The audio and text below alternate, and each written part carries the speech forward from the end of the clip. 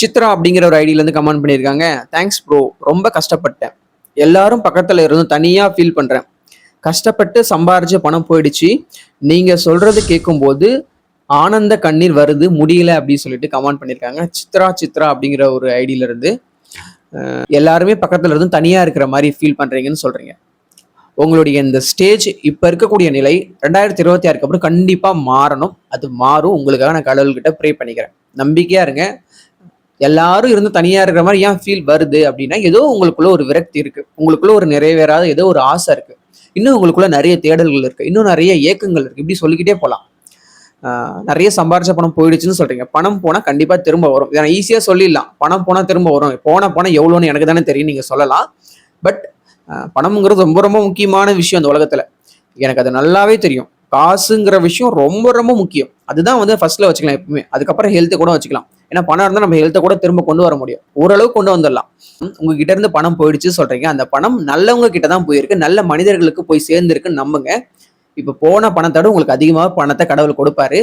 உங்களை அப்படியே நிர்கதியே கடவுள் விட்டுற மாட்டாரு. நம்பிக்கையா இருங்க. ஆனந்த கண்ணீர் வந்துருச்சுன்னு சொல்றீங்க என்னோட வீடியோ பார்த்து. அந்த அளவுக்கு நான் உங்களுக்குள்ள டிராவல் ஆகி உங்களுக்குள்ள ஏதோ ஒரு விஷயத்த, நல்ல விஷயத்த, ஒரு பாசிட்டிவான விஷயத்தை ஏற்படுத்தியிருக்குன்னு நினைக்கும் போது எனக்கு ஆனந்த கண்ணீர் வருது. உண்மையிலேயே வந்து ஒரு வீடியோ மூலம் இந்த மாதிரியான மாற்றங்கள் எல்லாம் கொண்டு வர முடியுமா மக்களுக்குள்ள, மனிதர்களுடைய மனதுக்குள்ள? இதெல்லாம் நம்மளால நிகழ்த்த முடியுமா? இதெல்லாம் ஒரு அற்புதமா இருக்கு. நான் கேட்கும்போது இந்த மாதிரியான கமெண்ட்டை படிக்கும் போதெல்லாம் எனக்குள்ள என்னமோ தோணுது. கண்டிப்பா இந்த மாதிரி விஷயத்த நான் விட்டுறக்கூடாது. உங்களுக்கு நம்பிக்கை கொடுக்கக்கூடிய ஒரு விஷயத்த நான் விட்டுறவே கூடாது. மக்களுக்கு எப்பவுமே வந்து சப்போர்ட்டா இருக்கணும். எல்லா மக்களுக்கும் முடியலனா கூட என்னுடைய சப்ஸ்கிரைபர்களுக்கு நான் வந்து ஆறுதலா இருக்கணும். அது வந்து என்னுடைய கடமை, என்னுடைய சேனலோட கடமை அப்படிங்கிறது எனக்கு புரிய வருது. ரொம்ப ஃபீல் பண்ண வேண்டாம். நான் அடிக்கடி ரிட்டனா சொல்ற ஒரு விஷயம் என்னன்னா, கஷ்டப்பட்டீங்க. கஷ்டம்ங்கிறது தீர்ந்து போச்சு. அப்ப அடுத்தது என்ன இருக்கு? நல்லது. அப்ப அதை நோக்கி தான் நீங்க போயிட்டு இருக்கீங்க. கஷ்டம் எல்லாம் தீர்ந்து போச்சு. அடுத்தது எதை நோக்கி போறீங்க? நல்லது நோக்கி தான் போயிட்டு இருக்கீங்க. உங்களுக்கு உங்க மைண்டுக்கு என்ன தெரியல அப்படின்னா, நம்ம போற ரூட் நல்லது நோக்கி தான்ன்றது தெரியல. உங்களுக்கு நடக்க போற நல்லது உங்க கைக்கிட்ட வந்ததுக்கு அப்புறம் உங்க மைண்ட் என்ன யோசிக்கும்னா, அப்ப இதுக்கு முன்னாடி நடந்த விஷயங்கள் எல்லாம் நல்லது நடக்கிறதுக்கான ஒரு ஏற்பாடுகள் தான் போல. நான் அந்த நேரத்துல வந்து எனக்கு எதுவுமே நடக்கலையே, வாழ்க்கையே வந்து நரகமாயி போச்சு, நான் புலம்பிட்டு இருந்துட்டேன் அப்படின்னு சொல்லிட்டு அப்பதான் உங்களுக்கு ரியலைஸ் ஆகும். நல்லது நடக்கும் பொழுதுதான் ரியலைஸ் ஆகும். கெட்டது நடந்து முடிஞ்சிருச்சு. நல்லது நோக்கி நீங்க போயிட்டு இருக்கீங்க, டிராவல் ஆகிட்டு இருக்கீங்க, சந்தோஷமா போங்க. அந்த பயணம் வந்து உங்களுக்கு வெற்றி கொடுக்கும். உங்களுடைய டிராவல், உங்களுடைய பயணம் சக்சஸ் ஆகணும். நம்பிக்கையோட பயணிங்க, சக்சஸ் கண்டிப்பா உங்களுக்கு வரும். ராதாகிருஷ்ணா ஐடியில இருந்து எப்பவுமே கமெண்ட் வரும். எனக்கு தெரியும். நான் போடுற ஷார்ட்ஸ் வீடியோ எல்லாத்துக்குமே அவங்க சப்போர்ட் பண்ணுவாங்க.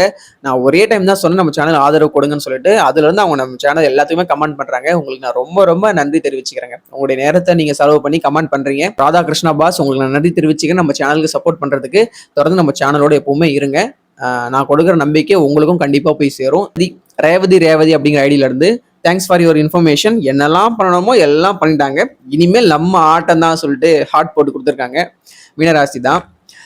என்னெல்லாம் பண்ணணுமோ எல்லாம் பண்ணிட்டாங்க. நான் வந்து என்ன சொல்றது மீனராசி பத்தி? தமிழ்நாட்டில் மீனராசி பத்தி அதிகமா பேசின ஒரே ஆள் நான் தான். பெருமையா கூட சொல்லிக்கலாம். என்னெல்லாம் பண்ணணுமோ எல்லாமே வந்து மீனராசியை பண்ணிட்டாங்க. மீனராசிக்காரங்களுக்கு நிறைய துரோகம் பண்ணியிருப்பாங்க, நிறைய கெடுதல் பண்ணியிருப்பாங்க, நிறைய முதுகில் குத்திருப்பாங்க. நீங்க மற்றவங்களுக்கு திருப்பி அதை கொடுக்கலாம் வேண்டாம். நான் யாருன்னு காட்ட வேண்டிய நேரம் இது வந்துருச்சு. நான் எல்லாருக்கும் என்ன ப்ரூவ் பண்றலாம் நீங்க பண்ண வேண்டாம். உங்க வாழ்க்கையை நீங்க முதல்ல வாழுங்க. மற்றவங்களுக்காக நீங்க ப்ரூவ் பண்ணி இங்க ஒண்ணுமே ஆக போறது இல்லை. இங்க யாரும் வந்து 100% கரெக்டும் இல்லை, 100% வந்து தவறான மனுஷனும் கிடையாது. ஸோ உங்களுக்கு இருக்கக்கூடிய இப்போ இனி வருங்காலங்கள் ஓரளவுக்கு நல்லா இருக்குன்னு நான் சொல்லிட்டு இருக்கேன். அப்போ இதுக்கப்புறம் என்னென்ன பண்ணணும்? நம்ம வாழ்க்கையை நோக்கி அடுத்த கட்டத்துக்கான விஷயங்கள் எல்லாம் எதெல்லாம் பண்ணணுமோ அதை வந்து நீங்க ஸ்டார்ட் பண்ணுங்க. மற்றவங்களுக்கு ப்ரூவ் பண்ணி என்ன ஆக போகுது? சிஹெச்இ சங்கரி அப்படிங்கிற ஒரு ஐடியில இருந்து சொல்லியிருக்காங்க. இனி வர டைம் எப்படிலாம் தெரியாது. ஹவெவர் நீங்க சொன்ன பின்னாடி கொடுக்குற சாங் சும்மா அள்ளுது. மோட்டிவேஷனல் ஸ்பீச் எல்லாம் கிடைக்காத மோட்டிவேஷன். இதை கேட்டதும் மனதுக்கு ஒரு திருப்தி and positive thought. Thanks for that bro அப்படி சொல்லியிருக்காங்க. இந்த அளவுக்கான ஒரு பாசிட்டிவை வந்து நான் உங்களுக்கு கொடுக்குறேன், உங்க மனசுக்குள்ள ஒரு அற்புதத்தை நிகழ்த்துறேன் அப்படின்னு நினைக்கும் போது எனக்கு ரொம்ப ரொம்ப சந்தோஷமா இருக்குங்க. எப்படி எனக்குள்ள அந்த இணைஞ்சிருக்குன்னு எனக்கே தெரியல. நான் நார்மலா வந்து என்னோட ஃப்ரெண்ட்ஸ் கிட்டலாம் இந்த அளவுக்கு இருக்க மாட்டேன். கேஷுவலா உங்களை மாதிரி தான் இருப்பேன். பட் நான் உட்காந்து பேச ஆரம்பிச்சேன்னா அதுவே ஆட்டோமேட்டிக்கா வந்துருது போல. என்ன மாரியே அது வந்துருது.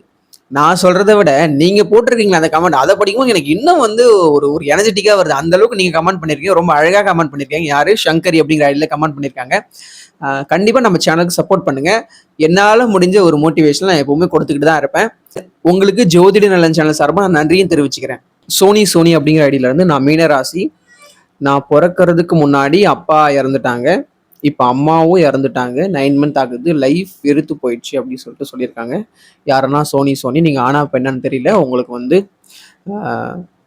உங்க உங்க பெற்றோர்களுடைய ஆத்மா சாந்தி அடையணும்னு சொல்லிட்டு நான் வந்து மனமாற வந்து இறைவனை பிரார்த்திக்கிறேன். இதுக்கு என்ன சொல்றது அப்படின்னு எனக்கு தெரியல. உயிர் இழப்புகளை வந்து எவ்வளோதான் நம்ம வந்து என்னதான் வந்து பாசிட்டிவா எனர்ஜெட்டிக்கா மோட்டிவேஷனா பேசினாலும் அந்த அளவுக்குலாம் இது போகாது. அது ஏற்படுத்தின ஒரு காயங்கள் அப்படிங்கிறது யாராலையுமே வாழ்க்கை முழுக்க அந்த ஒரு வடுவை ஆத்தவே முடியாது. அந்த வடு இருந்துகிட்டே தான் இருக்கும். காயம் மாறினா கூட அந்த வடு தெரிஞ்சுக்கிட்டே தான் இருக்கும். நீங்க கவலைப்பட வேண்டாம். அப்பா இல்லை அம்மா இல்லைன்னு சொல்றீங்க. அப்பாவாகவும் அம்மாவாகவும் ஒருத்தவங்க வருவாங்க. நீங்க ஆணா இருந்தா ஒரு ஒய்ஃபு, பெண்ணா இருந்தா ஒரு ஹஸ்பண்ட் வச்சுக்கோங்க. கண்டிப்பா இது நடக்கும். நீங்க வாய் விட்டு அழுத சூழ்நிலையை கொடுத்த அதே கடவுள் நீங்க வாய் விட்டு சிரிக்கிற அந்த சந்தோஷமான காலத்தை ஏற்படுத்தி கொடுப்பாரு. உங்களுக்கு வரப்போற அந்த வாழ்க்கை துணையால இல்ல உங்க கூட இருக்க அந்த உறவினர்களால யார் மூலமாவது உங்க நண்பர்கள் மூலமாவது இந்த மாதிரியான விஷயங்கள் உங்களுக்கு ஏற்படுத்துவாரு. உங்க காயங்களை கண்டிப்பா இந்த காலமும் நேரமும் மாற்றும். நம்பிக்கையா இருங்க. கண்டிப்பா நீங்க மீனராசின்னு சொல்றீங்க. இந்த நேரத்துல இப்படிப்பட்ட ஒரு துயர சம்பவம் நடந்திருக்குன்றது யாராலையுமே ஈடுகட்ட முடியாத ஒரு விஷயம். இந்த நிலை கண்டிப்பா மாறும். உங்களுடைய காயங்கள் ஆற்றப்படும். நிறைய நல்லதுகள் உங்களுக்கு காத்திருக்கு. இப்படிப்பட்ட இக்கட்டான சூழ்நிலையெல்லாம் சந்திச்சிருக்கீங்க. என்ன சொல்றது, இதுக்கு வந்து எவ்வளவு சொன்னாலும் இதுக்கெல்லாம் பத்தாது. அப்படிப்பட்ட ஒரு துயரமான விஷயங்கள் தான். ஒரே வரியில சொல்லணும் அப்படின்னா, கடவுள் இதுக்கப்புறம் உங்க வாழ்க்கையில உங்க கூடவே பயணிக்க போறாருன்றதை மட்டும் நீங்க ஞாபகம் வச்சுக்கோங்க. நம்பிக்கையா இருங்க. கிருஷ்ணவேணி அப்படிங்கிற ஐடியால இருந்து கமெண்ட் பண்ணியிருக்காங்க. எங்களுக்கு இவ்வளவு தூரம் சப்போர்ட்டா இருக்கிறதுக்கு ரொம்ப ரொம்ப நன்றி தம்பி சொல்லிட்டு சொல்லியிருக்காங்க. எல்லாரும் என்ன நினைக்கிறாங்க அப்படின்னா, இவர் மீனராசி ஜோசியர், இவரும் மீனராசியில பிறந்திருப்பாரா, இவர் மீனராசி பத்தி மட்டும்தான் நிறைய பேசுறாருன்னு சொல்லிட்டு சொல்றாங்க. அப்படி கிடையாது. நான் மீனராசிலாம் பிறக்கல. உண்மையை சொல்றேன், பிராங்கா சொல்றேன், நான் மீனராசி கிடையாது. இந்த ராசிப்படி பார்த்தா உண்மையில 12 ராசியில பிறந்தவங்க மீனராசிக்காரங்க நிறைய கஷ்டப்படுறாங்க. என்னுடைய சூழ்நிலை தனிப்பட்ட ஜாதகத்தை பார்க்க முடியாத அளவுக்கு இருக்கு. பட் ராசிப்படியான ஒரு நம்பிக்கையாவது நான் கொடுத்தாகணும். என்ன நம்பி நான் சொல்ற விஷயங்களை கேட்டு என்னுடைய சேனலை சப்ஸ்கிரைப் செஞ்சு வச்சிருக்கீங்க. அப்போ உங்களுக்கு வந்து சப்போர்ட்டா இருக்க வேண்டியது என்னுடைய ஒரு கடமை தானே. என்னுடைய சைட்ல இருந்து நான் இதை எப்படி பாக்குறேன்னா, ஒரு தாய் வந்து ஒரு பிள்ளைகளுக்கு எப்படி வந்து ஆதரவா இருக்கணுமோ அதே மாதிரி ஒரு மகன் வந்து வயசான காலத்துல தன்னுடைய அப்பா அம்மாக்களுக்கு எப்படி ஆதரவா இருக்கணுமோ அந்த மாதிரி தான் என்னுடைய சப்ஸ்கிரைபர்களுக்கு, அதுவும் குறிப்பா மீனராசியில பிறந்த சப்ஸ்கிரைபர் நிறைய பேர் இருப்பாங்க. அவங்களுக்கு வந்து ஒரு சப்போர்ட்டா இருக்க வேண்டியது என்னுடைய வந்து ஒரு கடமை தானே. இது நார்மலா ஒரு மனுஷனோட ஒரு ஹியூமன் பீயிங்கோட ஒரு ஒர்க் தான்.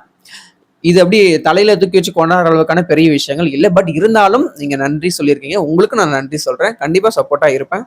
கண்டிப்பா இன்னும் 1 இயருக்கு 2026 வரைக்குமே நான் மீனராசி பத்தி நிறைய பேசுவேன்னு சொல்லியிருக்கேன். கண்டிப்பா உங்களுக்கு இந்த 1 இயர் வரைக்கும் உங்க ராசியிலிருந்து சனி போனதுக்கு அப்புறம் ஆட்டோமேட்டிக்கா உங்களுக்கு நிறைய விஷயங்கள் தெரிஞ்சிடும், நிறைய நடக்க ஆரம்பிச்சிடும். அது வரைக்கும் நான் மீனராசி பத்தி நிறைய பேசிட்டு தான் இருக்க போறேன். JPCBE அப்படிங்கிற ஐடியில இருந்து ஜோதிடரா இல்லை சகுனம் பார்த்து சொல்லும் மனிதரா, சந்தேகமா இருக்கே அப்படின்னு சொல்லிட்டு கமெண்ட் பண்ணியிருக்காரு. நான் சகுனம் பார்த்து சொல்ற மனிதரும் இல்லை, ஜோசியரும் கிடையாது. ஜோதிடர் நல்லன், ஜோசியர் கிடையாது. நானே சொல்லியிருக்கேன். சகுனம்லாம் எனக்கு பார்க்க தெரியாதுங்க, ஜோசியம் தான் தெரியும். ஸ்ரீ சந்தோஷ் அப்படிங்கிற ஐடியில சீக்கிரமா 10 ரூபா ஜோசியம் ஸ்டார்ட் பண்ணுங்க ப்ரோ. மீனம் உத்தரட்டாதே. நீங்க சொன்ன மாதிரி 2 இயர்ஸ் பயங்கர அடி, பிரேக்கப், ஏஜ் 25 சொல்லிட்டு சொல்லியிருக்காங்க. 10 ரூபாய் ஜோதிடம் நான் ஸ்டார்ட் பண்ணலான்னு இருக்கேன்னு சொல்லிட்டு நான் வந்து நம்ம சேனல்ல சொல்லியிருந்தேன். இன்னும் ஸ்டார்ட் பண்ணல. பட் இதுக்கு என் ஃபேமிலியில என் ஃப்ரெண்ட்ஸ் சர்க்கிள்ல வந்த ரிப்ளை என்னன்னா, உனக்கு என்ன புத்தி கெட்டு போச்சா, இல்லை பொழைக்க தெரியாம இருக்கிற, நீ என்ன பெரிய தியாகியா, அப்படின்னு நீ மக்களுக்கு நல்லது செஞ்சு நீ பெரிய நல்லவன் காட்டிக்க போற. இந்த அஸ்ட்ராலஜி அப்படிங்கிற விஷயத்தை யூஸ் பண்ணி நிறைய காசு சம்பாதிக்கிற வழியை பாரு. உன்னுடைய கெரியர், உன்னுடைய வெல்த்தை டெவலப் பண்றதுக்கான என்ன விஷயத்த செய்யணுமோ அதற்கு ஏற்ற மாதிரி புத்திசாலித்தனமோ பொழைக்க போற அப்படிங்கிற மாதிரிலாம் சொன்னாங்க. ஒரு விஷயத்த நம்ம யோசிச்சோம்னா இங்க எல்லாமே வியாபாரம் தான். கல்வி, மருத்துவம், நீங்க எதை எடுத்தாலும் வியாபாரம் இருக்கு. அதுல வியாபாரம் இல்லாத விஷயம் எதுவா இருக்கு? இப்போ நம்மள ஒருத்தவங்க தேடி வராங்கனாலே அவனுக்கு ஏதோ ஒரு காரியம் இருக்கு. நம்ம மூலம் அவனுக்கு ஏதோ ஆக இருக்கு. அது வியாபாரமா கூட இருக்கலாம். அவனுடைய ப்ராடக்ட்டை நம்ம கிட்ட விற்கிறதா கூட அவன் நல்லா பேசலாம். அப்போ 10 ரூபாய் ஜோசியம் அப்படிங்கிறது மினிமம் வந்து 10 ரூபாய்க்கு ஒரு டீ கூட இப்ப கிடைக்க மாட்டேது. ஒரு நல்ல ஹோட்டல் போனா டீயே 25 ரூபாய். நீ 10 ரூபாய்க்கு ஜோசியம் பாக்குற, உன்னுடைய நேரத்தை, உன்னுடைய நாலேஜ், உன்னுடைய எனர்ஜி நீ 10 ரூபாய்க்காக தான் வேஸ்ட் பண்ணுமான்னு சொல்லிட்டு என்கிட்ட என்னுடைய ஃப்ரெண்ட்ஸ் எல்லாம் வந்து கேட்டாங்க. என்னுடைய சப்ஸ்கிரைபரும் இல்ல புதுசா பாக்குற மக்கள் யாரா இருந்தாலும் சரி, நீங்க எனக்கு ஆதரவு சப்போர்ட் கொடுத்தீங்கன்னா இந்த 10 ரூபா ஜோதிடம் அப்படிங்கிற விஷயத்த என்னால பண்ண முடியும். பட் நீங்களே எனக்கு கிரிட்டிசைஸ் பண்ணி, இவனுக்கு ஒன்றும் தெரியல, இவன் என்னமோ வச்சு ஓட்டிட்டு இருக்கான், இவன் சொல்றதெல்லாம் எப்படி நடக்கும் சொல்லிட்டு நீங்களே எனக்கு கிரிட்டிசைஸ் பண்ண ஆரம்பிச்சிங்க அப்படின்னா என் மைண்ட் எப்படி, நான் உண்மையை சொல்லிடுறேன், என் மைண்ட் எப்படி யோசிக்கும்னா, நம்மளை கிரிட்டிசைஸ் பண்ற, நம்மளை கேவலமா பேசுற இந்த மக்களுக்கு எதுக்கு 10 ரூபாய்க்கு ஜோசியம் பார்க்கணும்? 500, 1000, 300, 400 சொல்லி சம்பாதிப்போம். நமக்கு தெரிஞ்ச நாலேஜ் வச்சு நம்ம சொல்ற விஷயங்கள் கரெக்டா இருக்குன்னு சொல்றாங்க. இது கரெக்டான டைம் வேற, நம்மளை தேடி எல்லாம் வராங்க. இந்த டைமை யூஸ் பண்ணி சம்பாதிக்கிற வழியை பார்ப்போம்னு சொல்லி தான் என் மைண்ட் யோசிக்கும். இந்த 10 ரூபா ஜோசியத்தை நான் ஸ்டார்ட் பண்ணுவேனா இல்லைனா அப்படிங்கிற விஷயமே உங்ககிட்ட தான் இருக்கு. நீங்க எனக்கு எந்த அளவுக்கு சப்போர்ட் பண்றீங்க, எந்த அளவுக்கு வந்து என்ன வந்து மோட்டிவேட் பண்றீங்களோ அதன் பொறுத்து தான் நான் இதை செய்ய முடியும். ஜோசியத்தை வியாபாரமாக்க கூடாது, பணம் சம்பாதிக்கிறது மட்டுமே நோக்கமா இருக்கக்கூடாது. ஜோதிடம் மூலமா மக்களுக்கு நல்ல விஷயங்களை நல்ல சர்வீஸ் பண்ணணும் அப்படிங்கிற ஒரு மைண்ட் செட் எனக்குள்ள இருந்தாலும், இன்னைக்கு என்னுடைய இன்ஸ்டாகிராம்ல என்ன மெசேஜ் வருது, என்ன தேடி வரவங்க என்ன கேட்கறாங்கன்னா, எவ்வளவு சார் ஃபீஸ் வாங்குவீங்க, உங்க ஃபீஸ் எவ்வளோ, உங்க ஃபீஸை கொஞ்சம் குறைக்க முடியுமான்னு கேட்கறாங்க. இன்னைக்கு நம்மளுடைய சமூகத்தோடைய மனநிலை என்ன இருக்குன்னா, ஒருத்தன் அஸ்ட்ராலஜி பத்தி பேச வந்துட்டாலே அவன் வந்து பணம் சம்பாதிக்க தான் வரான், அவன் காசு வாங்கிட்டு தான் ஜாதகம் பார்ப்பான்ற ஒரு மனநிலை இருக்கு. இப்ப வரைக்கும் என்னுடைய மனநிலை உண்மையில எப்படி இருக்குன்னா, ஜோசியத்தை வியாபாரமாக்க கூடாது, அதுல காசு பார்க்க கூடாதுன்ற விஷயம் தான் இருக்கு. பட் இந்த காலமும் நேரமும் இந்த மக்களும் என்னை எப்படி மாத்துறாங்கன்றது எனக்கு தெரியாது. உண்மையா நேர்மையா மக்களை ஏமாத்தாம மக்கள் கிட்ட இருந்து காசை பார்க்காம ஜோசியத்துல இருக்கக்கூடிய ரியாலிட்டியை சொல்லணும்ன்ற ஒரு மைண்ட் செட்டோட தான் நான் இந்த நோக்கத்தோட தான் இதுக்குள்ள இந்த ஃபீல்டுக்குள்ள வந்தேன். நம்ம என்ன மாதிரியான நல்ல நோக்கத்தோட இந்த ஃபீல்டுக்குள்ள நுழைஞ்சிருக்குன்ற விஷயத்தை பத்தியுமே தெரிஞ்சுக்காம அஸ்ட்ராலஜி பத்தி பேசினாலே அவனை பத்தி கிரிட்டிசைஸ் பண்றது, அவனை ஏளனமா பேசுறது, இப்படி எல்லாம் பேசினா என்னுடைய மைண்ட் செட் எப்படி நம்ம எனக்கு கொஞ்சம் கொஞ்சமா அப்படிதான் வருது. இப்படிப்பட்ட மக்களுக்கு வந்து சர்வீஸ் பண்ணி என்ன ஆக போகுது? அவனும் ஒரு நாள் செத்து போயிடுவான், இப்ப நானும் ஒரு நாள் இங்க எல்லாம போயிடுவான். இதெல்லாம் நடக்க தான் போகுது. அப்போ நம்ம வந்து இந்த டைமை யூஸ் பண்ணி நிறைய காசு பார்க்கலாமே, சந்தோஷமா இருக்கலாமே. உட்காந்த இடத்துல நமக்கு வந்து 300 400 வருது. நீ எவ்வளவுதான் மக்களுக்கு நல்லது பண்ணி மக்களை எல்லாம் நல்லா இருக்கும்னு நினைச்சாலுமே இந்த மக்களோட கிரிட்டிசைஸ் தான் பண்ணுவாங்க, ஏளனம் தான் பண்ணுவாங்க, அசிங்கமா கமெண்ட்ல தான் திட்டுவாங்க. அவங்களோட வேலை என்னவோ அடுத்தவங்க கிரிட்டிசைஸ் பண்றதா தான் இங்க இருக்கு. ஒருத்தவன் அஸ்ட்ராலஜி மேல லவ்வா இருந்துகிட்டு அதை ஓரளவுக்கு கத்துக்கிட்டு காசுலயே கண்ணா இல்லாம மக்களுக்கு சர்வீஸ் பண்ணணும், மக்களுக்கு நல்ல அஸ்ட்ராலஜி கொண்டு போய் சேர்க்கணும்ன்ற நோக்கத்தோட ஒருத்தன் வரான். அவனை அந்த ரூட்லயே டிராவல் ஆக இந்த மக்கள் விட மாட்டாங்க. மக்களுக்கு சர்வீஸ் பண்ணணும்ன்ற எண்ணத்தோட வரவனை மாத்துறது யாருன்னா இந்த மக்கள் தான். அப்படிப்பட்ட நல்ல நோக்கத்தோட வரக்கூடிய ஒரு பர்சனை நீங்க வந்து பொன்னாடை போர்த்தி மலர் வளையம் சூட்டிலாம் வந்து விழா நடத்தலாம் வேண்டாம். அவனை கிரிட்டிசைஸ் பண்ணாம இருந்தாலே போதும். கமெண்ட்ல அசிங்கமா அவன் ஃபேமிலி பத்தி திட்டாம இருந்தாலே போதும். நமக்கு தெரிஞ்ச இந்த அஸ்ட்ராலஜி அப்படிங்கிற இந்த விஷயத்து மூலமா ராசி பலன் சொல்லிக்கிட்டு ராசி பலன் தான் நடக்கும்ன்ற விஷயம் எல்லாத்தையுமே சொல்லிக்கிட்டு பிரில்லியண்டா பணத்தை சம்பாரிச்சுட்டு போய்கிட்டே இருக்கலாமே. அதை என்னால பண்ண முடியாதுன்னு யோசிக்கிறீங்களா? டெய்லியும் குறைஞ்சது வந்து ஒரு 20-30 பேராச்சும் என் இன்ஸ்டாகிராம்ல மெசேஜ் பண்றாங்க. அவங்க கிட்ட எல்லாம் ஈஸியா பணம் சம்பாரிச்சுட்டு ஒரு ஒண்ணு இல்ல ஒரு 10 நிமிஷம் உங்க ஜாதகத்தை பாக்குறது எனக்கு 5 நிமிஷம் போதும். ஓரளவுக்கு ஓரலா நீங்க என்ன மேக்ஸிமம் கேட்பீங்க? வேலை கிடைக்குமா, கல்யாணம் ஆகுமா, குழந்தை பிறக்குமா, ஹெல்த் எப்படி இருக்கும், இதை தான் கேட்பீங்க. இதை மீறி ஏதாவது புதுசா நீங்க கேட்க போறீங்கன்னா இல்ல. ஒரு 5 வருஷம் ஒரு அஸ்ட்ராலஜி ஃபீல்ட்ல இருக்கிறவங்க இதை கூட ப்ரெடிக்ட் பண்ண தெரியல, அந்த ஃபீல்ட்ல இருக்கிறதே வேஸ்ட். ஸோ இப்படி பேசிக்காக கேட்குற விஷயங்கள் அசால்ட்டா சொல்லிட்டு போயிடலாம் அஸ்ட்ராலஜியில், அதெல்லாம் பெரிய விஷயம் இல்லை. சாரி, நான் வந்து ஒரு உணர்ச்சி வேஷத்தில் ரொம்ப நீளமாக பேசுகிறேன், எல்லாருக்கிட்டையும் மன்னிப்பு கேட்டுக்கிறேன். 10 ரூபாய் ஜோதிடம் அப்படிங்கிறது கண்டிப்பாக ஆரம்பிக்கணுங்கிறது என் மனசுக்குள்ள இருக்குங்க. அது காலமும் நேரமும் வருங்காலத்தில் வரக்கூடிய இந்த மக்களும் மனிதர்களும் என்னுடைய சப்ஸ்கிரைபர் ஆகிய நீங்களும் தான் அதை முடிவு பண்ணக்கூடிய விஷயமா இருக்கும். அதே நேரத்தில் எவ்வளோ கிரிட்டிசைசேஷன், எவ்வளோ அவமானங்கள், அசிங்கங்கள், என்னை பற்றி யார் என்ன தப்பாக பேசினாலும் எனக்குள்ள ஒருத்தன் இருப்பான் இல்லையா, பிறந்ததுலேருந்து ஒரு கேரக்டர் ஒருத்தன் இருப்பான், அவன் என்னைக்கும் போயிட மாட்டான். அந்த கேரக்டர் கண்டிப்பா உங்களுக்கு உதவி செய்யும், நான் தீர்க்கமா சொல்லிக்கிறேன். நாட் 20 அப்படின்னு ஐடியில இருந்து நீங்க சொல்ற கதையெல்லாம் ஒரு நாள் நிஜம் ஆகணும்னு ஆசையா இருக்கு ப்ரோ சொல்லிட்டு சொல்லியிருக்காங்க. ஷூரா நிஜமாகும். இப்போ நீங்க இந்த கதையா பாக்குறீங்க, நாளைக்கு வந்து நடக்கும்போது உண்மையை பார்ப்பீங்க. கண்டிப்பா உங்களுடைய ஆசைகள் நிஜமாகும். நான் சொல்ற விஷயங்கள் உங்க ஹார்ட்டை போய் கண்டிப்பா வந்து டச் பண்ணியிருக்குன்னு நான் நம்புறேன். சிவகுமார் அப்படிங்கிற ஐடியில இருந்து, சார் நீ சொல்ற வார்த்தையில தான் நான் உயிரோடவே இருக்கேன், ரொம்ப கடன் பிரச்சனை ஆயிடுச்சு, குடும்பம் என்னை விட்டு போயிடுச்சு, மீனராசின்னு சொல்லியிருக்காரு. அப்படிலாம் இல்லை சார். உண்மையை சொல்லணும்னா கடவுளுடைய அந்த பிளெஸிங்கால தான் நீங்க நல்லா இருக்கிறீங்க. நான் சொல்ற வார்த்தைகள் உங்களுக்கு வந்து கண்டிப்பா ஒரு ஆறுதலை கொடுக்கும். அந்த அளவுக்கு அதுதான் உண்மையான விஷயம். நம்ம அதுக்கு மேலலாம் அப்படியே சொல்லிட்டு இப்போ கமெண்ட்ல ஐயாலாம் என்ன கூப்பிடுறாங்க, தயவு செய்து இந்த ஐயா கொய்யாலாம் என்ன கூப்பிடாதீங்க, ப்ரோன்னு கூப்பிடுங்க, இல்ல தம்பின்னு கூப்பிடுங்க. வயசுல உங்களோட மூத்தவனா தெரிஞ்சா அண்ணன் கூப்பிடுங்க. உங்க பக்கத்து வீட்டுல ஒரு பையன் இருப்பாள் அந்த மாதிரி நினைச்சுக்கோங்க. நான் ஐயா, சாமி, குருஜி, குருநாதர் அந்த மாதிரி பட்டங்கள்லாம் எனக்கு வேண்டவே வேண்டாம். அதெல்லாம் எனக்கு சுத்தமா வந்து செட்டும் ஆகாது, அதை நான் விரும்பவே மாட்டேன். அதெல்லாம் எனக்கு வேண்டாம். ஏன்னா ஜோசியரே கிடையாது, நான் ஜோதிட நல்லன். உங்க பக்கத்து வீட்டில் ஒரு பையன் இருக்கும்போது அவங்ககிட்ட எவ்வளவு ஒரு ஃப்ரெண்ட்லியா கேஷுவலா உங்க பர்சனல் எல்லாம் அவங்ககிட்ட வந்து ஷேர் பண்ணுவீங்க, அந்த மாதிரி நினைச்சுக்கோங்க. அதுக்காக நீங்க வந்து கெட்ட வாரத்தில் உங்க ஃப்ரெண்டை திட்டுவோம்னு சொல்லிட்டு என்ன திட்டுறாதீங்க. ரொம்ப கடன் பிரச்சனை யாருன்னு சொல்லியிருக்கீங்க, மீனராசின்னு சொல்லியிருக்கீங்க. 2026 உங்க கடனை எல்லாம் அடைக்கக்கூடிய ஒரு வருஷமா இருக்கும். நீங்க வாங்கின அந்த கடன் எல்லாத்தையும் அடைக்க முடியும். வேறொரு இடத்துல இருந்து எங்கேயாவது உங்களுக்கு பணம் வரும்.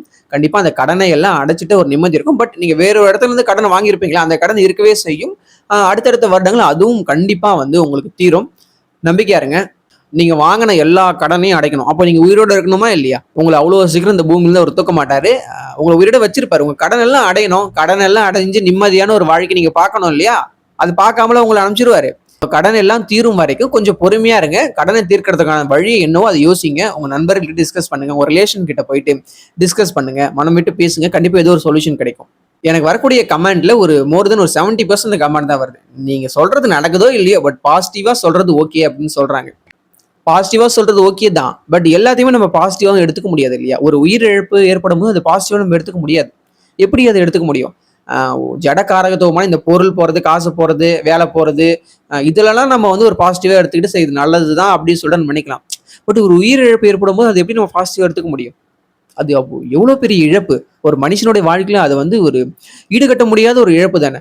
ஸோ பாசிட்டிவா எடுத்துக்கக்கூடிய விஷயங்கள மட்டும் தான் நான் பாசிட்டிவா சொல்லிட்டு இருக்கேன் அப்படிங்கிறது இங்க புரிஞ்சுக்கணும். உயிர் இழப்புகள கண்டிப்பா எவ்வளோ பெரிய அந்த பாசிட்டிவோட பூஸ்ட்ட போட்டு அடிச்சா கூட அது ஏறாது. பாசிட்டிவா இருக்க வேண்டியது ரொம்ப முக்கியம். அத எந்தெந்த இடத்துல அப்ளை பண்ணணுமோ, அது அத விட ரொம்ப முக்கியம் இல்லையா? அதுதான் நான் செஞ்சுகிட்டு இருக்கேன். நான் நம்புறேன். எஸ்டிஆர் 2020 அப்படிங்கிற ஐடியில இருந்து, "தம்பி your words are really motivating. இது நடந்தா கண்டிப்பா உனக்கு மெசேஜ் பண்றேன்" அப்படின்னு சொல்லிட்டு சொல்லியிருக்காரு. ஷூரா மெசேஜ் பண்ணுங்க. நடக்காம போனா பரவால்ல. பட் நீங்க நம்புனீங்க இல்லையா? அதுக்கு வேறொரு விஷயம் நடக்கும். இந்த கமெண்ட் எனக்கு ரொம்ப பிடிச்சிருந்ததுங்க. நான் மீன ராசிக்காரங்க நெறைய பேருக்கு வந்து 2026ல கெட்டி மேல கெட்டி மேளம் தான். நெறைய மீன ராசிக்காரங்களுக்கு மேரேஜ் ஆகல. அதான் உண்மை. பட் 2027ல அதுக்கான சாத்தியக்கூறுகள் நெறைய இருக்குது. மேரேஜ் ஆக போகுது. சந்தோஷமா இருங்க சொல்லிட்டு நான் ஒரு ஷார்ட்ஸ் போட்டிருப்பேன். அதுக்கு கீழ ஒருத்தர் கமெண்ட் பண்ணியிருந்தாரு. யாருன்னா, முருகதாசன் அப்படிங்கிற ஐடியில இருந்து, "நீங்க சொன்ன மாதிரி நடந்தா முதல் கல்யாண பத்திரிக்கை உங்களுக்கு தான் சொகம்" அப்படின்னு சொல்லிட்டு கமெண்ட் பண்ணியிருக்காங்க. ரொம்ப ரொம்ப நன்றி. முதல் கல்யாண பத்திரிகையை கடவுளுடைய காலடியில வந்து சமர்ப்பிங்க. அவர் தான் இதை உங்களுக்கு ஏற்படுத்துறாரு. அவர் மூலமா கிரகங்கள் இயக்கப்பட்டு, கிரகங்கள் மூலமா உங்களுக்கு அது நடக்குது. கண்டிப்பா மீனராசியில பொறுத்தவங்க நெறைய பேருக்கு மேரேஜ் ஆக போகுது. சந்தோஷமா இருங்க. 2026 வரப்போகுது. இன்னும் 1 வாரம் தான். இந்த 1 வாரத்த அடிச்சு நவுத்துங்க. 2026க்கு அப்புறம் மேரேஜுக்கான விஷயங்கள் நெறைய நடக்கும். ஆல்ரெடி வந்து 2025ல நெறைய ஃபிக்ஸ் ஆகியிருக்கும். 2026ல தை மந்த் தானே நெறைய மேரேஜ் பண்ணுவாங்க. அதுல வந்து ஒரு என்கேஜ்மெண்ட் நடக்கலாம். அடுத்தடுத்த மாசங்கள்ல மேரேஜ் ஆகிடும். 2026 வந்து ஒரு புது வாழ்க்கை கண்டிப்பா ஜென்ம சனி ஏற்படுத்தி கொடுக்கும். மேரேஜை கண்டிப்பா ஜென்ம சனி நடத்தும். அவர் நடத்தாம போகவே மாட்டார். ஏன்னா புது வாழ்க்கைக்குள்ள புது புது விஷயத்துக்குள்ள இன்வால்வ் ஆக வைக்கிறது யாருன்னா இந்த ஜென்ம சனி தான். ஸோ மேரேஜ் நடக்கணும் இல்லையா? அப்பதான் நீங்க ஒரு புது லைஃப்குள்ள போவீங்க. ஆனா இருந்தாலும் பெண்ணா இருந்தாலும் 2 பேருக்கும் அந்த புது வாழ்க்கை தானே. ஸோ ஜென்ம சனியில கண்டிப்பா மேரேஜ் ஆகும்ன்றதுனால தான் நான் வந்து 2026ல மீனராசிக்காரங்களுக்கு நடக்கும். ஏன்னா குரு பாசிட்டிவா நமக்கு வராரு. 5ஆம் வீட்டுக்கு வராருன்றதுனால ராகு கேதுக்களும் நல்ல பாசிட்டிவா தான் இருக்கிறாங்க மீனராசிக்காரங்களுக்கு. ஸோ அப்புறம் என்ன, கெட்டி மேலம் தான் நடக்க தான் போகுது. மேரேஜ் ஆகும்னு ராசிப்படி சொல்லியாச்சு. பட் என்னுடைய ஒய்ஃப் எப்படி இருப்பாங்க, என்னுடைய கணவன் எப்படி இருப்பாங்க, நல்ல செல்வாக்கான ஆளா, நல்லா படிச்சவங்களா, இல்ல ஒரு கவர்மெண்ட் ஜாப்ல இருக்கிறவங்களா, நல்லா அழகா இருப்பாங்களா, நல்ல குணம் கொண்ட வந்து ஒரு வாழ்க்கை துணையா இருக்குமான்றதெல்லாம் ஜாதகத்தை பார்த்து தான் முடிவு பண்ண முடியும். லக்னம், லக்னாதிபதி, ராசி, ராசி அதிபதி, நட்சத்திரங்கள், இது மாதிரி நிறைய விஷயங்கள் இருக்கு. தசாபுத்திகளும் பார்த்து தான் உங்க மேரேஜ் லைஃப் எப்படி இருக்கும், உங்க வாழ்க்கை துணை எப்படி இருப்பாங்க, அவங்களோட தொடர்ந்து நீங்க டிராவல் பண்ணுவீங்களான்ற விஷயத்தெல்லாம் சொல்ல முடியும். ராசிப்படி மேரேஜ் ஆகுன்றது மட்டும் தான் நம்மளால சொல்ல முடியும்.